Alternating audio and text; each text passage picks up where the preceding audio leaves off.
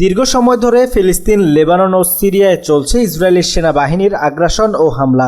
ইসরায়েলের সেনাবাহিনীর হামলায় এখনো পর্যন্ত 3 দেশ মিলিয়ে মোট 2 লাখেরও বেশি মানুষ মারা গেছে। তবে এবার এসেছে নতুন খুশির খবর।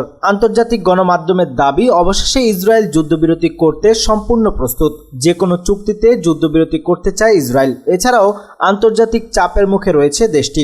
গত সপ্তাহে ইসরায়েলের প্রধানমন্ত্রী বেনিয়ামিন নেতানিয়াহুর বিরুদ্ধে গ্রেফতারি পরোয়ানা জারি হওয়ার পর থেকেই দেশটির বিরুদ্ধে রয়েছে আন্তর্জাতিক চাপ। কোনো দেশ ইসরায়েলকে সন্ত্রাসী দেশ হিসেবে আখ্যায়িত করেছে, এমনকি নেতানিয়াহুকে গ্রেফতার করারও হুমকি দিয়েছে। আন্তর্জাতিক মিডিয়াগুলো বলছে, ইসরায়েলের মিত্র যুক্তরাষ্ট্র ও ফ্রান্সের চাপের মুখে লেবাননের সশস্ত্র গোষ্ঠী হিজবুল্লাহর সঙ্গে যুদ্ধবিরতিতে যাওয়ার নীতিগত সিদ্ধান্ত নিতে যাচ্ছে ইসরায়েল। অপরদিকে ইসরায়েলের গণমাধ্যম টাইমস অফ ইসরায়েল জানিয়েছে, প্রধানমন্ত্রী বেনিয়ামিন নেতানিয়াহুর সঙ্গে যুক্তরাষ্ট্রের সাথে চলমান সংকট সহ বিভিন্ন বিষয় নিয়ে কথা হয় এবং সেখানে যুক্তরাষ্ট্র থেকে 60 দিনের মধ্যে যুদ্ধবিরতি করতে প্রস্তাব দেওয়া হয়। ইতিমধ্যেই নেতানিয়াহু এই প্রস্তাব গ্রহণ করেছে।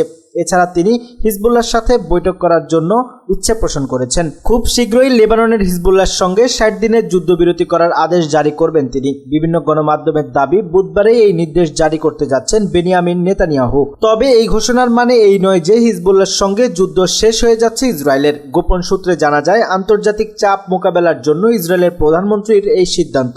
তাছাড়া তার বিরুদ্ধে জারি রয়েছে গ্রেফতারি পরোয়ানা। ইসরায়েলি এক সরকারি কর্মকর্তা বলেন, আমার জানা নেই এই যুদ্ধবিরতি কতদিন স্থায়ী হবে। হতে পারে 1 মাস, আবার হতে পারে 1 বছরও।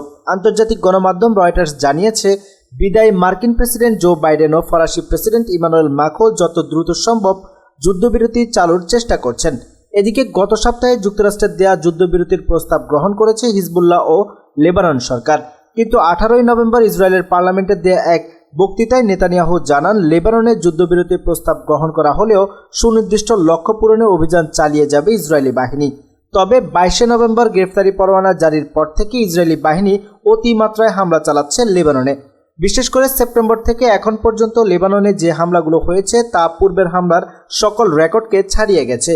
কেননা এই 3 মাসে লেবাননে 12,000 মানুষ নিহত হয়েছে বলে খবর পাওয়া যায়। এখন দেখার বিষয়, ইসরায়েল কি আদৌ যুদ্ধবিরতি করবে কিনা। কেননা যুক্তরাষ্ট্রের দেয়া যুদ্ধবিরতির প্রস্তাবে হিজবুল্লাহ রাজি হওয়ার পর নেতানিয়াহু বলেছিলেন, প্রস্তাবের কাগজে কি থাকবে সেটা গুরুত্বপূর্ণ না, কাগজে সই করা হলেও লেবাননের উত্তরে আক্রমণ চালিয়ে যেতে হবে। যুদ্ধবিরতি ঘোষণা করা হলেও সেটা মানার নিশ্চয়তা দিতে পারছি না।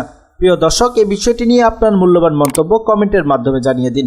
আজ এখানেই শেষ করছি। সবাই ভালো থাকুন, সুস্থ থাকুন। আল্লাহ হাফেজ।